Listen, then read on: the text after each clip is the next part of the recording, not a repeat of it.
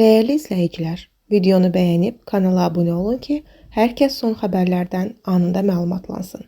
Azərbaycanda ictimai nəqliyyat sistemində yeni maliyyələşmə modelinə keçid hazırlanır və bu növ sistemin tam şəkildə işləv vəziyyətə gətirilməsi üçün brutto müqavilə modelinə keçid vacib hesab olunur. Artıq bununla bağlı qərar verilib və 2026-28-ci illər ərzində mərhələli şəkildə bu sistemə keçid təmin olunması planlaşdırılır.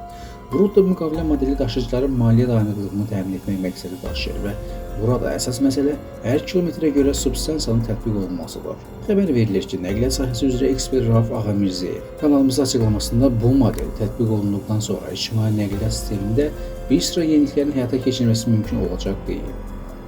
Buraya gündəlik, həftəlik, aylıq və illik bilet paketləri, eləcə də müəyyən zaman intervalı daxilində pulsuz keçid imkanları daxildir. Dünyanın müxtəlif şəhərlərində bu keçid müddəti fərqli olur.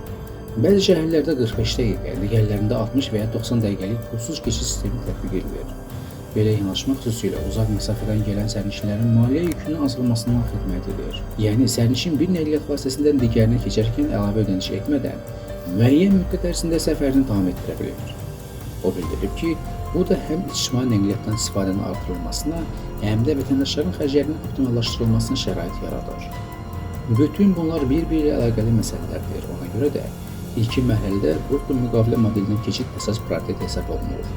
Bu sistem tam tətbiq edildikdən sonra digər məsələlərin də mərhələli şəkildə öz həllini tulacağı gözlənilir.